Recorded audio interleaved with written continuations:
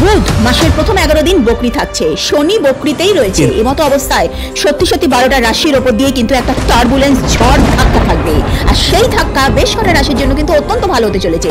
যে 5টি রাশির লাভের মুখ দেখবে তার মধ্যে তুমি আছো কি? কুম্ভ রাশি।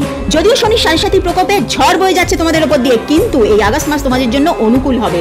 পরিবার থেকে সাপোর্ট পাবে। অবশ্যই হনুমান মন্দিরে পারলে প্রতি মঙ্গলবার চামিনী তেলের প্রদীপ অর্পণ করো, অত্যন্ত ভালো ফল পাবে। কুম্ভ রাশি আগস্টে বিরাট লাভের মুখ দেখবে, কেননা সূর্য নিজের রাশিতে প্রবেশ করছে। কর্মজীবনে বাধা কাটবে, নতুন চাকরির সম্ভাবনা রয়েছে। পুরনো কোনো ইনভেস্টমেন্ট থাকলে সেখান থেকে লাভ হবে। পুরনো কোনো রোগ যেটা ভোগাচ্ছিল সেটা থেকে মুক্তি পাবে। তোমরা প্রতিদিন হনুমান চালিসা পাঠ করো, ভালো ফল পাবে। মেষ, শনির প্রকোপে একেবারে জেরবার হয়ে যাচ্ছিলে, আগস্ট মাস তোমাদের জন্য শুভ হবে।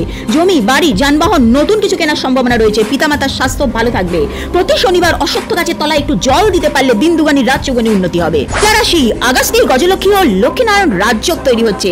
অবিবাহিতের জন্য বিয়ের প্রস্তাব আসবে। বিবাহিতদের পারিবারিক জীবন সুখ শান্তিতে থাকবে। চন্দ্রমাকে স্ট্রং করার জন্য প্রতি সোমবার এক মুঠো চাল শিব মন্দিরে অর্পণ করো, অত্যন্ত শুভ হবে। মকর, যারা এতদিন স্ট্রেস ডিপ্রেশনের মধ্যে ছিল তাদের সমস্ত বাধা কেটে যাবে। পুরাতন রোগ থেকে মুক্তি পাবে। যারা মামলা মোকদ্দমা আইনি কাজ চলছে তাদের মীমাংসার যোগ রয়েছে।